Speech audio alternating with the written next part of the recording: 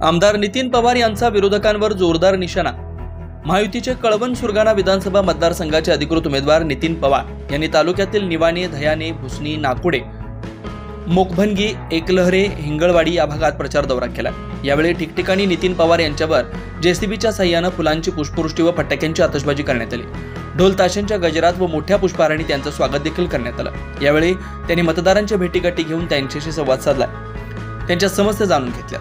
यावेळी मतदारांचा भरभरून प्रतिसाद मिळाल्याचं पाहायला मिळालं। यावेळी ठिकठिकाणी महिलांनी नितीन पवार यांचं औक्षण करून स्वागत केलं। नितीन पवार यांच्या प्रेमापोटी आम्ही सर्व मतदारसंघात त्यांचा प्रचार करतोय। कळवण सुरगाणा विधानसभा मतदारसंघात त्यांना निवडून आणणार असल्याचा निर्धार युवकांनी यावेळी केलाय।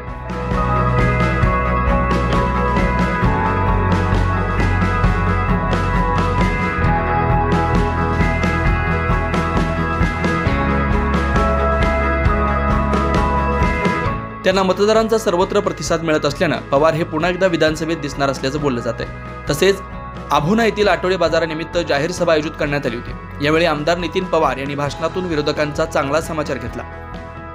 तसंच आपला अर्जुन सागर धरण रिकामा केलं होतं की लाकूड अडकला पूर्ण धरण मोकळं करून टाकलं। तुम्ही जयदरच्या सर आपल्या सुपल्याच्या लोकांना विचार, म्हणजे अशा या माणसाची कामाची पद्धत आहे, कुठल्याच प्रकारचं ज्ञान नाही। मी तुम्हाला एकदम थोडं उदाहरण देतो।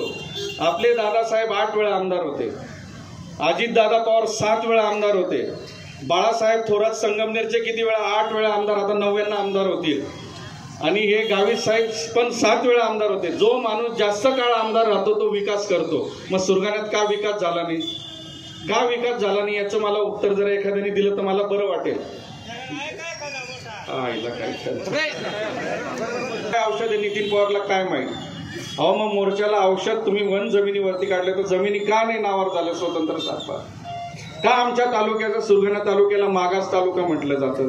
हे जरा त्यांनी मला सांगावं ना। प्रत्येक वेळेस ते गेले मुंबईला, जेव्हा गेले पेसाच्या आंदोलनाच्या वेळेसही गेले, त्यांच्याबरोबर त्यांच्या संस्थेचे शिक्षक फाईल घेऊन उभे होते। आमच्या काही शैक्षणिक संस्था नाही, माझ्या बापाने काही संस्था काढल्या नाही। जर माझ्या बापाने ठरवलं असतं तर आज एखादं मोठमोठं विद्यापीठ असतं, 5-50 कॉलेज असते किंवा मेडिकल कॉलेज असतं, आणि यांनी फक्त एकटा आमदार राहून 25-30 कॉलेजेस काढले। 25 कसं काय काढले? हे असे काही मिळत नाही, मी तुम्हाला आता इथं सगळ्यांसमोर बोलू शकत नाही। हे कॉलेज शाळा ह्या कशा मिळतात मला माहिती आहे, आणि म्हणतात आम्ही मुलांना शिक्षण देतो। फक्त स्वतःचा विचार केला। रोज रात्री सर्व शिक्षक फिरून राहिले, रोज रात्री माझ्या सर्व कार्यकर्त्यांना आव्हान आहे, जिथं जिथं तो शिक्षक दिसेल त्यांना धरून घ्यायचं आणि प्रांत साहेब आपले आरो म्हणजे निवडणूक निर्णय अधिकाऱ्यांच्या ताब्यात द्यायचं। जे काही युवा वर्ग असतील त्यांना माझं आव्हान आहे की आजपासून तुम्ही रात्री सर्वांनी फिरायचं, जिथं जिथं कान्याकोपऱ्यात हे शिक्षक थांबलेले दिसतील। यावेळी कळवण सुरगाणा मतदारसंघातील राष्ट्रवादी अजितदादा पवार गटाचे पदाधिकारी कार्यकर्ते मोठ्या संख्येने उपस्थित होते। प्रतिनिधी धनंजय बोरसे, कळवण।